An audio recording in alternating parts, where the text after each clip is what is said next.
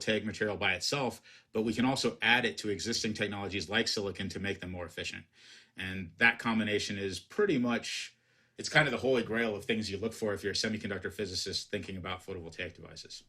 So what you're basically saying is that silicon works in visible light that we all can see, but there are other frequencies of the light, like infrared, that it doesn't absorb, but you can now tune, let's say, perovskite to a certain place where it can absorb that invisible part, and then you add that to the silicon, and you just get a much more efficient solar cell. Yeah, that's would that be correct? That's the general idea. I mean, in the case of silicon, the problem is really that the high energy photons like blue light, you harvest it, but at the same time you're generating a lot of heat. In other words, you're wasting a lot of energy and thermal energy that if you had a solar cell that just harvested that blue light, it would be much more efficient.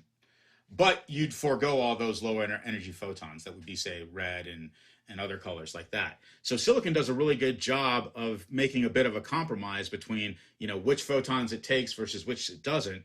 But if I can have something that I can put on top of a silicon solar cell that takes that blue light, harvests it very, very efficiently, then I can combine that with the silicon and make it a system that is even more efficient than either of the two would be by themselves. Does that make sense? Yeah. So I just want to jump in real quick because these new materials are very exciting. They're the next frontier, and I don't want to give the impression that I'm not excited about them. But when we talk about solar innovation, I think that there's sometimes this sort of ignored piece that is largely what's been driving the cost down so far, which is innovation in manufacturing techniques. And in particular, there's an analyst named Jenny Chase who I follow her work quite closely, and she points to something called diamond wire saws, which essentially when you are making a solar panel right now, you get a big chunk of silicon and you cut off slices of it. Those are what you use to put together the modules. And the width of the saw determines how much of that silicon you waste. And so from 2016 to 2018, basically the entire solar manufacturing industry transitioned to using these wire saws and wasting much less silicon, and that's what drove down the price. And similarly, there's now the same standard materials, just silicon solar panels, are now being made in a bifacial arrangement, which is to say that both sides of the panel absorb light and generate electricity. And so if you put a panel somewhere that there's a high albedo, which is to say like out in the desert where you're on sand, which is pretty reflective, the light that scatters off the sand and hits the back of the panel can generate meaningful amounts of electricity too. And so all of these new materials are really important. And I think for the 10 years out, 20 years out, in order to continue driving down the price of solar, they're going to be the thing that we need to continue investing in. But similarly, right now, using the same old materials, there are a lot of sort of more humdrum advancements that have kind of flown under the radar, but have been incredibly important to getting us to where we are today. Well, so your point's well taken, but I guess I would argue that the thing with silicon, a lot of these technologies like bifaciality, for example, these are things that are kind of improving things. But for a silicon device, by itself, there's a basic thermodynamic limit that kind of says, okay, you can't do much better than this, even if I play a lot of kind of clever games, so to speak. In addition, certainly the reduction of kerf, which is kind of like the dust that you get when you make these saw cuts. While you can reduce that, there are other kind of approaches that I think they're a little bit more radical, but they're kind of a piece where you can essentially do kerfless technologies. In other words, instead of making silicon in a really large single crystal and then cutting it up, right? Can you basically make that as more of a thin film type deposition? Those are questions that I think can provide some life to the kind of existing materials, but a lot of those materials are pretty mature, right? We've had experience with silicon that's older than I am. In contrast with these new materials, I started at NREL in about 16 years ago, and the perovskite materials were not a thing at that point. So in contrast, at the moment, if you combine a perovskite solar cell with a silicon solar cell, you can take it to an efficiency that no silicon solar cell will ever get to by itself. And that's kind of a remarkable thing. Give me a number. 29% is currently the record at lab scale But that's a silicon perovskite tandem, and that isn't a place that no silicon solar cell will get to by itself, at least if it's operating as a conventional photovoltaic device. That's huge. This is Science Friday from WNYC Studios, talking about solar energy and the future of electrification with my guests, Dr. Joseph Berry and Sam Evans-Brown. And Ira, the reason I bring this up and the reason I think Joe responded so quickly is that there's been sort of a debate in the energy landscape of to what degree do we need to be investing in innovation and to what degree should we be investing in deployment of the existing technologies that we have. And I think, most people who look at this closely, again, would say both, right? Both and. We need to be investing in innovation, and the urgency of the climate problem suggests that we need to be deploying what we have quite quickly, especially given the price drops that we were talking about right at the outset. And I really only brought up the improvements in manufacturing processes that have driven those cost declines because there are some folks who would hear about the types of technologies that are on the horizon, and they would say, well, let's wait for those, and once we get better technology, let's roll that out. But I think what the experience with silicon solar really points to is that much of the cost decline comes after the lab, right? And so these advances that Joe is engaged in and that national laboratories are driving are incredibly important. And I don't mean to say that they aren't the future, but they shouldn't give us an excuse not to act now. Yeah, I would argue the future is now, as they say. but I would agree that we kind of need an all of the above approach. But one of the things that we talk about is kind of the embodied energy. And I have a colleague who's a theorist, and he said if you were designing a material to do the photovoltaic task, you would never choose silicon. So why do we use silicon, and why is it 90% of the market? Well, you can argue silicon is the most well understood material that we have, certainly as a semiconductor on the planet. And when you have the perfect hammer, every problem is a nail. And I think one of the things that we get excited about at NREL, certainly in our research group, is that we now have a different tool in the toolbox to kind of address these challenges, and it really is complementary. That is to say, we can take an existing technology like silicon to a place it couldn't go otherwise, and we have an opportunity to basically create a technology that's even lower cost because of the potential opportunities to manufacture these types of materials in completely new and unique ways. We do a demo in the lab where we actually paint on a solar cell in real time. And so these are things that you can't really do with existing silicon-based technologies, for example. Okay, that's a good place to wrap it up. A little bit of future looking about what might be down the road. I want to thank both of you for taking time to be with us today. Dr. Joseph Berry, Senior Research Fellow at the National Renewable Energy Laboratory in Golden, Colorado.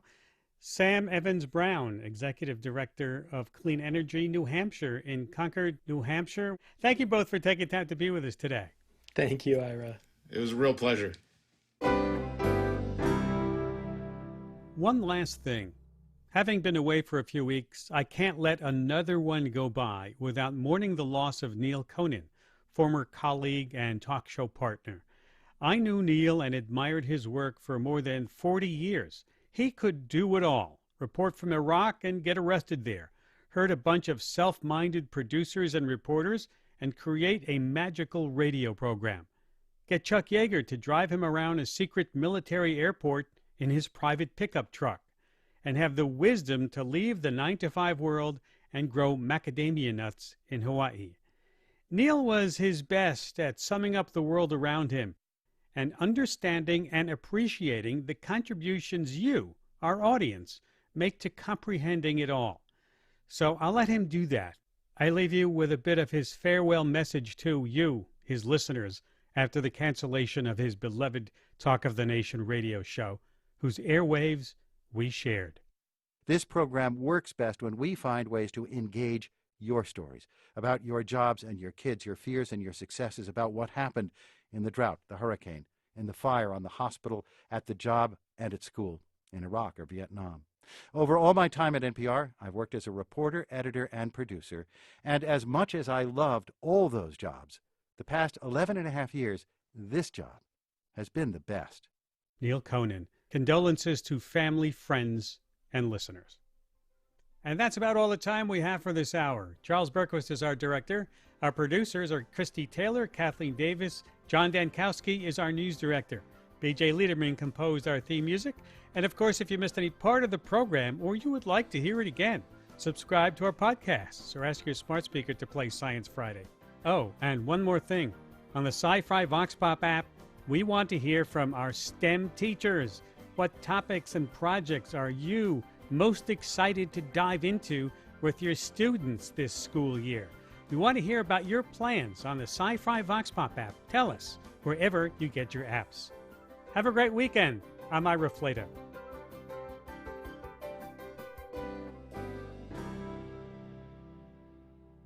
Science Friday is supported by Progressive Insurance, where customers can compare prices on car insurance against different companies. More at Progressive.com or 1-800-PROGRESSIVE. Comparison rates not available in all states or situations. Science Friday is also supported by the Research Corporation for Science Advancement, nurturing teacher scholars and innovative basic research in the physical sciences at American and Canadian colleges and universities since 1912. More at rescorp.org. And from the William K. Bowes Jr. Foundation. Science Friday is produced by the Science Friday Initiative, a nonprofit organization dedicated to increasing the public's access to science and scientific information. Learn more about their work at sciencefriday.com. Listener supported. WNYC Studios. On the next Fresh Air, we listen back to our interviews with Joe Galloway, the reporter who covered the first major battle in the Vietnam War, and later co-wrote a best-selling book about it called We Were Soldiers Once and Young. He died last week. And we'll hear our 1998 interview with painter Chuck Close, who also died last week. Join us. Terry Gross and Fresh Air tonight at 8 on NPR News. Check on your weekend weather is next. Support for Minnesota Public Radio is provided by DBS Repair, a woman-owned home repair company that repairs foundations, including stabilizing cracks and bowing walls and lifting sunken foundations. Details available at dbsrepairmn.com. This is NPR News 91.1 KNOW, Minneapolis, St. Paul, discovering what matters. We are member-supported public radio. And as a public service, once again, today we're going to bring you a live press conference about the situation regarding the coronavirus in our state. The Department of Health is coming up here next. It's Friday, August 27th, and it's looking cloudy again, 75 degrees in the Twin Cities. That likely will be the high or thereabouts. 50-50 chance of showers today and into the evening hours, and then partly cloudy after midnight. And then tomorrow, showers and thunderstorms becoming likely again by afternoon. It'll be warmer with a high in the mid-80s on Saturday. Healthcare reporting is supported by UCare, dedicated to offering Medicare plans for every lifestyle and budget. You can get help from a UCare Medicare Decomplicator to find a plan that's right for you. ucare.org/Medicare. Programming is supported by Atomic Data, helping businesses meet the digital mandate. Atomic Data will help you meet your changing customer demands through software modernization, cloud migration, security hardening, and more. Visit atomicdata.com for more information. It is 2 o'clock at NPR News. I'm Stephen John. The Minnesota Department of Health is once again about to brief journalists on the latest regarding COVID-19 as case counts continue to tick back up. Minnesota's late summer wave hasn't been as steep as those of last spring and fall, but this one is a little more stubborn in reaching its peak. The past 2 days have seen the highest daily case count since April. Today, there were about 1,900 new confirmed or probable infections reported. Health Commissioner Jan Malcolm is standing by to give an overview of the numbers. Infectious Disease Director KRIS EHRESMANN will also be on the conference call today. As we wait for reporters to get dialed in, there's another COVID-related story we're following. Education officials say school disruptions caused by the pandemic have resulted in significant drops in math and reading test scores for Minnesota students. The newly released Minnesota Comprehensive Assessments show proficiency rates fell 11 percentage points in math and 7 points in reading since 2019. The last time students took the tests, about 77% of eligible Minnesota students completed their tests last year. That's down from the usual 98%. I hear Jan Malcolm in the background. Let's bring her on here live on NPR News. Cases of COVID-19 and 6 additional deaths. This brings our cumulative totals to 644,190 laboratory-confirmed cases and 7,799 of our fellow Minnesotans lost to COVID. Over this past week, we've reported out nearly 12,000 new cases and 51 additional deaths. We're now seeing over 25 new cases per 100,000 people in our state each day, which is more than 60% higher than that risk measure was just 3 weeks ago. What's particularly alarming to note is that this population-based rate of new cases is twice as high as it was at this time last year, so last August of heading into the school year. And we know that COVID isn't just a problem of older people. Cases are increasing, especially in the places where children are gathering, with 324 cases reported just this past week from schools, camps, and childcare. That's nearly a 50% increase over last week. We currently have 590 people in the hospital being treated for COVID. 166 of these patients, over 20%, are in the ICU. And it just wasn't that long ago that we were celebrating having less than 100 people in the hospital at any one time for COVID. CDC's county metrics now show all but one Minnesota county is in the high or substantial transmission range. None are in low transmission. The one county still in the moderate range is Big Stone. Last week, 4 counties were still in the moderate range. But we do continue to get some positive news on the vaccination front. 70% of all Minnesotans 12 and older now have had at least one dose. That's just incredibly important as school is starting up, but we also want to continue to get that rate up even higher. All counties in Minnesota now have at least 70% of their 65 and older populations with a complete vaccine series. Among younger populations, the state continues to have a pretty wide range of vaccination rates for those 16 and over with a completed series, ranging from over 80% in some counties to the low 40% for others. Today, I'm very pleased to be joined by Dr. Heather Mueller, Commissioner of the Minnesota Department of Education, so that we can further discuss COVID-19 and K-12 schools as we approach the first day of school for many districts. In the last couple of days, we've heard some particularly troubling news, which is kind of a cautionary tale from Albert Lea, a district that started school earlier this week with a masking policy recommended but not required.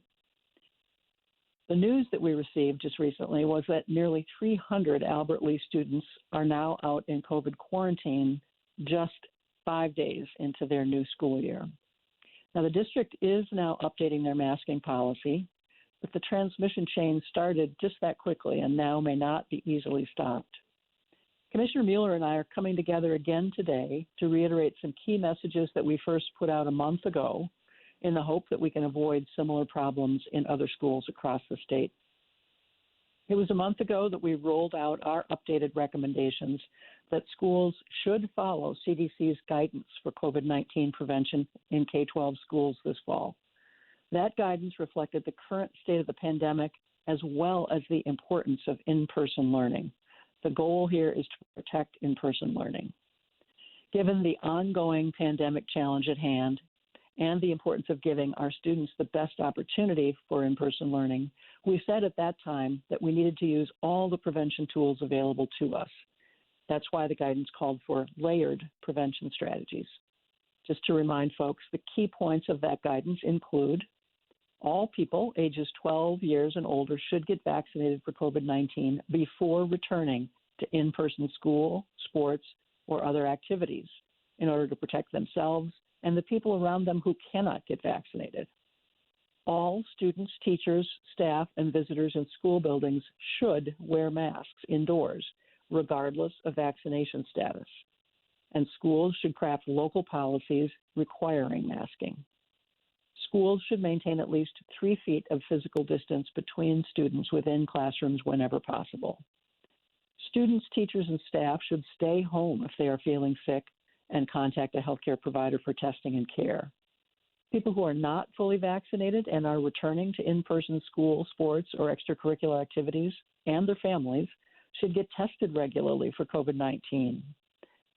Schools should review and improve their ventilation. Schools should ensure that infectious people are not in school. This means working with families to ensure that those who are symptomatic are tested and kept at home.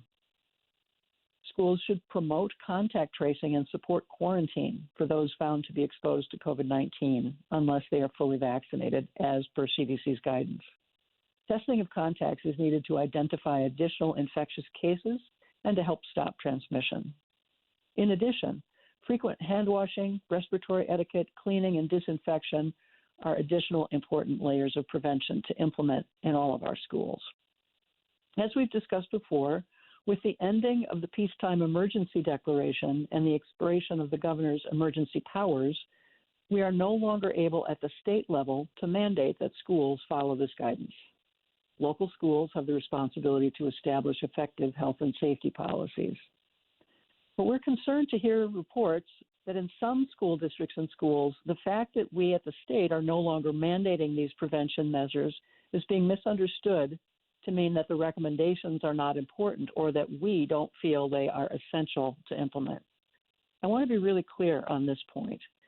This layered prevention approach is something we are strongly urging schools to follow.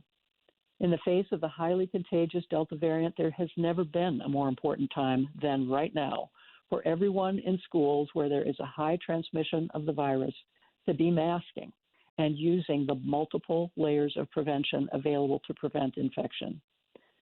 And our recommendation of universal masking is a recommendation for schools to require it. This applies even for those students and staff who are vaccinated, because recent evidence has shown that even vaccinated people can, in some cases, spread the virus with this Delta variant. CDC recognized this serious risk with Delta weeks back and urged masking in schools to include all students, teachers, staff, and visitors, regardless of vaccination status. Some have said, but CDC didn't mandate that. But that's not what CDC does. CDC does not issue mandates. They put out health guidance, making recommendations for policymakers to implement. Given what we know about how easily Delta spreads, we do expect to see some transmission and disruptions, even in schools doing all the right things. But in schools not using the tools available to them, we should expect much faster and larger disruptions, as we've seen in other states where schools have already started. For instance, earlier this week, we heard that about 15% of all Mississippi K-12 students have already been quarantined so far since the start of their school year. The total number of student cases identified in Mississippi this month, in August, is about 11,000. That's nearly 3,000 more cases in this 1 month than Mississippi had for the entire fall semester of 2020. The Delta variant is proving to have an alarming ability to spread more easily.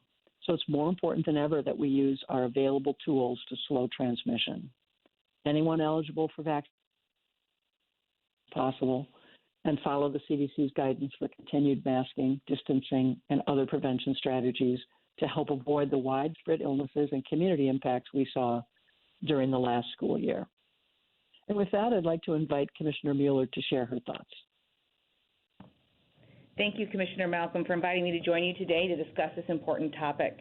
Like Commissioner Malcolm mentioned, as we approach the first day of school for many districts and charter schools across the state, MDE is standing with our MDH colleagues and reminding and urging schools and school boards to adopt local policies and implement mitigation strategies that are multi-layered and following the health experts' recommendations on best practices. I know that there are families who are desperately wanting our schools to require masks, and we have families that are adamant that schools not require masks.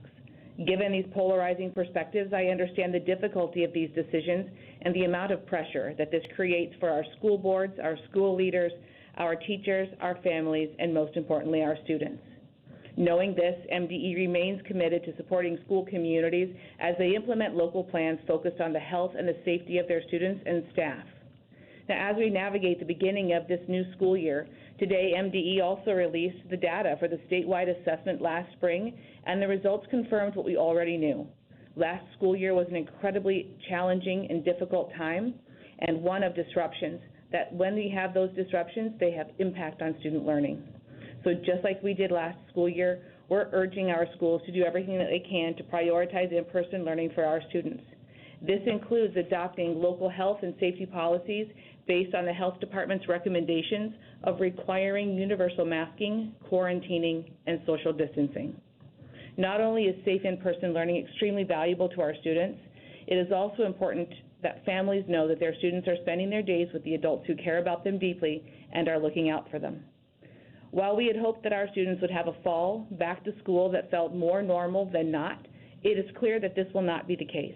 There will be challenges facing our students and staff, and even with knowing that, as an educator for over 25 years, when a new school year comes around, I can't help but feel hopeful. Before I close, I want to take this opportunity to thank our educators and families for the work that you have done, and thank you for the work that you are about to do. We are engaged in incredibly meaningful and difficult work, and your grace under pressure and continued commitment to meeting the needs of our students is inspiring. Our students deserve to be in person, and our students deserve to be safe. And with that, I'll pass it back to Andrea. Thank you very much, Commissioner. Operator, we are ready to take questions. Certainly. At this time, I would like to welcome everyone. In order to ask a question, you will need to press *1 on the telephone keypad. Again, that will be *1 on the telephone keypad. If you would like to withdraw your question, press the # key. Please stand by while we compile the Q&A roster. We have first question comes from the line of Bill Werner of Minnesota News Network. Your line is now open. You may ask your question. Thank you very much. Commissioner, I'm sure you're aware of the rally that's planned tomorrow at the Capitol by opponents of wearing masks, and I would assume they're not going to follow your advice on this, but I appreciate if you would talk about, in the current climate, what are the risks of large gatherings without masks? And a related question, do you have the ability to contact trace or to trace potential infections out of the state fair before the event ends? Are you able to do that at all, or get some data on that? Thank you. Well, thanks, Bill, for the question. I'm going to ask KRIS EHRESMANN to chime in on the contact tracing question coming out of the fair. But first, just to reiterate, we know there are a lot of events happening all over the state, festivals, fairs, political gatherings, rallies. So we just, again, want to reinforce for folks that with this degree of transmission of the virus in our communities and the characteristics of Delta that are quite different than the earlier strains of the virus, we just want people to be aware that even an outdoor rally, if it's crowded, people are close together, especially with a lot of chanting and so forth, there is risk in that environment. So, of course, we would encourage people to be aware of their own levels of risk and the risk of people they may live with or care for, and to take that into account. And that even outdoors, in close quarters, masking is just an extra layer of protection. Given the nature of the rally, I think you're probably right that we don't expect to see a lot of masks there, but we want people to be aware that this is not a risk-free environment. And KRIS, could you comment on what we might be looking for out of the state fair, and just in terms of how quickly any of that information would emerge? Sure, thank you. So as part of our, case investigations, we do ask people about the activities that they participated in, but the challenge is that we're asking people to get tested about 3 to 5 days after they attended the fair. And so even for people who went yesterday on the very first day, if they get tested 3 to 5 days later, we get the results, we call them, it'll probably be the earliest we could know something would be at the tail end of the fair. So at this point, I don't think it would be realistic to think that we will have any data on potential transmission occurring at the fair while the fair is still in session. But I will just reiterate what the commissioner said about, large group gatherings, even if outdoors, remain risky. And we've had a couple of such events that we've been looking at. So, for instance, WeFest, when we looked at this, earlier this week, we had identified 9 cases associated with that. We had looked at Sturgis, and I had said 13 cases, but that's up to 19. So we can't comment on probably what we'll see from the state fair in as timely a manner as people would like, but we can say that we know that those are some risky environments, and so based on what we've seen already from other venues. Over. Thank you both very much. Thank you. Next question, we have the line of Glenn Howard of Star Tribune. Your line is now open. You may ask a question. Thank you. Commissioner, you said there's been 324 cases from schools, camps, child care. That's a 50% increase from the prior week. Can you speak more about where these are happening, and do we have another situation like the Albert Lee schools? I'm going to ask Chris again to chime in on any additional data about the settings. We just kind of combined all of those places where school-age children and children are gathering at this particular season. Chris, would you add anything?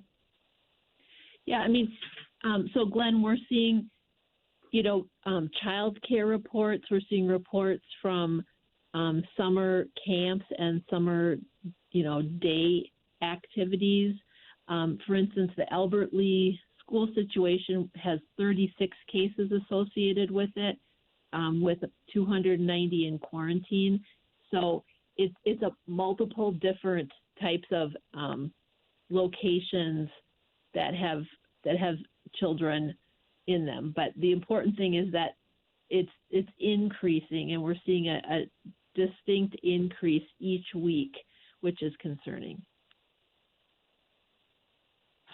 Thank you. And I'm hearing a lot about child care, and your weekly report from yesterday shows steadily increasing cases week over week. Are you considering any more recommendations about child care settings? Chris, maybe you could speak just about the kind of the specialized teams that we have working with these various settings. Sure. So, Glenn, we have, in order to provide guidance and support to different sectors, we have teams whose focus is that particular sector. So we have dozens of staff actually whose focus is school and child care sectors. So when there is a situation that happens, at a particular child care, we have a team that is able to reach out to that child care and offer them support and guidance as they work their way through the situation. We have put out our guidance for what's recommended for child care, and much like this that both commissioners talked about for schools, it's pretty explicit about the layered mitigation that will work to keep children and staff safe. And so, it's really a matter of implementing that guidance, and then, obviously when we do see cases, we're there to provide support as they work their way through. And finally, there's this whole issue of severity with the Delta variant in children.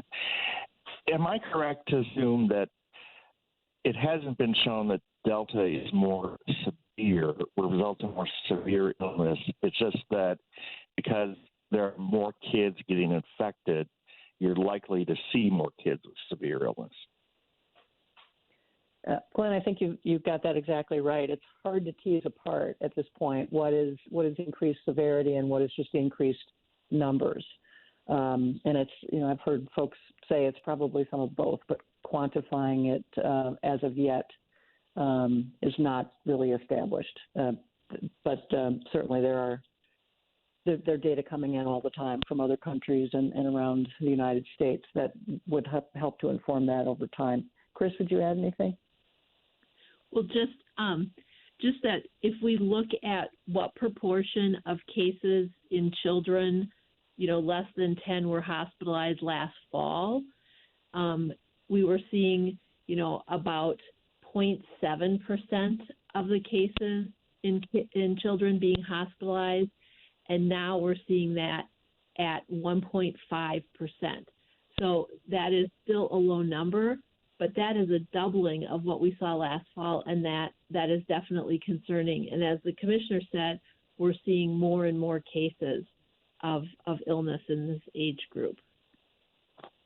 Okay, thank you very much. Thank you. Next question we have from the line of Catherine Richard of Minnesota Public Radio. Your line is now open. You may ask your question. Yeah, sure. This question is for Commissioner Mueller. I'm wondering if you can tell me how many school districts are actually, at this point, following the CDC, recommendations on masking, distancing, quarantining, that sort of thing. Well, thank you very much for that question. We are not asking for that information because it is a local decision. School districts and school boards can make those decisions and do not have to share that information with the Department of Health or the Department of Education. Okay. Just to follow on to that, I am wondering if there has been any discussion of Governor Walz issuing a peacetime order that could enable some mitigation strategies, including mandatory masking in school. My understanding is he wouldn't need the legislature to weigh in. Why isn't something like that being considered? Well, I think this is Jan. We did, again, just want to reiterate today that our recommendations, though the state isn't issuing the mandate, our recommendations are that there be universal masking policies in place and enforced at the local level. As to whether the governor could issue another peacetime emergency declaration, yes, he could, but he really would need buy-in from the legislature for that to be effective. As you know, we can only have a peacetime emergency under a gubernatorial order for 30 days before the legislature needs to come back into special session. So at this point, that really needs to be kind of a shared conversation between the governor and the legislature about what kind of statewide policies might be indicated given where we are in the pandemic. Is that something you have, I'm just wondering, is that something you have suggested to him, given it seems you're, pretty serious concern at this point over mitigation strategies in school and the inconsistency around them? Well, I think our first attempt here, our first line of work, so to speak, is just to make sure that we're being, really clear about what the recommendations are, since there's been some, different interpretations about, well, if it's only a recommendation, is it really that important? So just wanting to really stress that and clarify that and support local decision makers as they are dealing with these issues. So just wanting to make sure that we're supporting those decisions as best as possible. And I think there are and should be conversations ongoing with legislative leaders about, now that we're in a different situation without the peacetime emergency, what kind of legislative actions at the state level should be considered and might be recommended. We're not at the point yet of recommending specific things, but that conversation about how to work with the legislature to get the right things kind of surfaced is something that we are beginning to talk about. Thank you. Thank you. Next question, we have the line of Scott Hennon of Flag Family Media. Your line is now open. You may ask your question.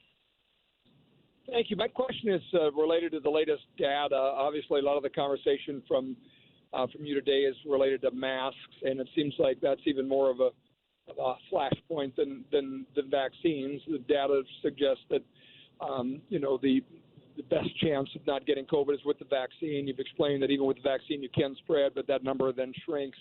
So we kind of focus on masks. Could you, a couple things on data points that I'm curious about, the current death rate, what is it? You mentioned the 1.7 number on kids versus half of that last year, but again, the death rate, as I understand, is below zero. I mean, it's below 1%, somewhere between 1 and 0% of people who get it. And yet now we're talking about, okay, masks shouldn't be, you shouldn't go to the state fair without a mask. You shouldn't go to a rally without a mask outdoors. So There's also data that I heard yesterday Dr. Scott Jensen talk about at the State Fair that new data suggests that masks are about 10% effective in stopping the viral load of COVID. I don't know, he mentioned where he got it. I don't recall what it was, but I'm curious what data you're relying on, what your numbers are on the death rate and also on the effectiveness of masks, and whether we've sort of taken the focus off of what we know works, vaccines.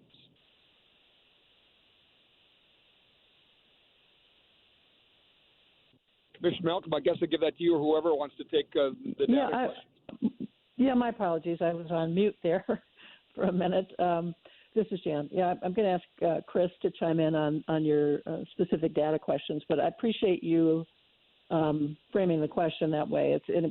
We don't, certainly not trying to take our eye off of the full package of strategies, and you're quite right. We keep reiterating the number one strategy is to get everyone who's eligible to be vaccinated as quickly as possible.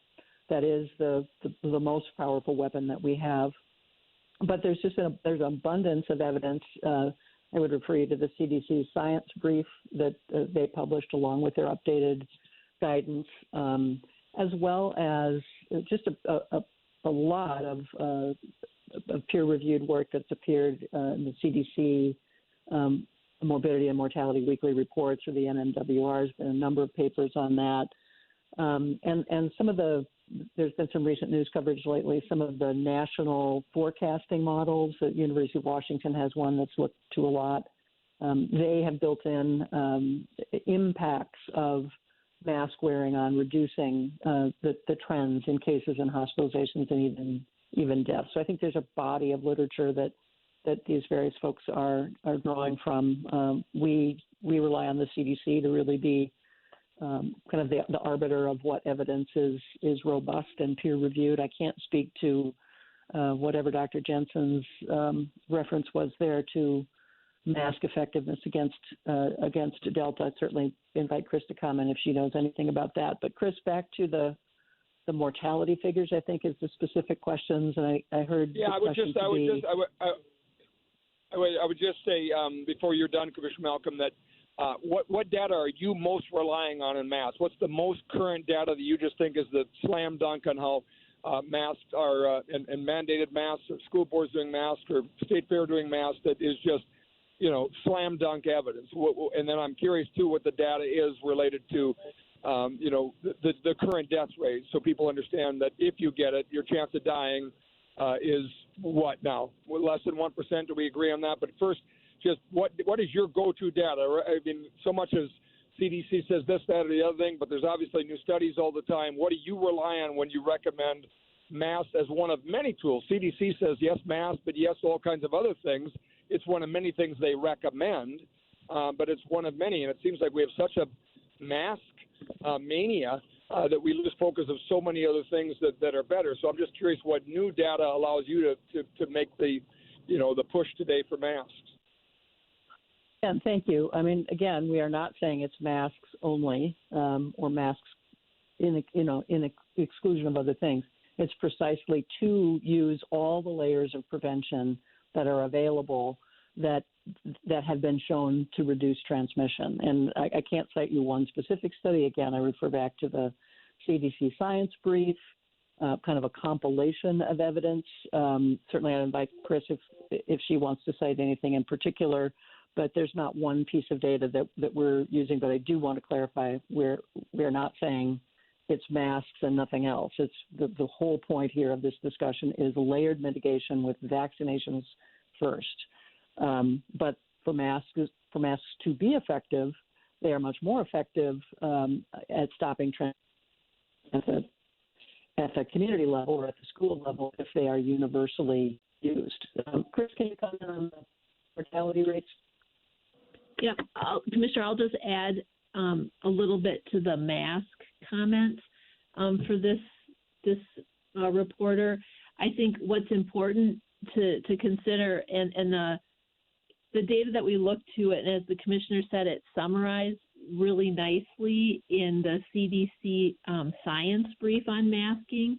But really what it does is it identifies, it looks at masks and the role they play in doing lots of things. So one is that it serves as source control, which we've talked about, which means that it's blocking particles and droplets from the person wearing it. So when you're exhaling or breathing, you're not going to have droplets going out to someone else. And that was the source control, and that was the message, your mask protects me. But there's also evidence that suggests that the mask that I wear also protects the wearer, so protects me. So they've broken their science brief into a number of studies that talk about how masks, block virus or particles going out as well as protect from coming in. And then they also look at real world studies. So in other words, not just saying we did this test in the laboratory and we found this is what happens with masks, but here are examples in the real world that show how masks have made a difference.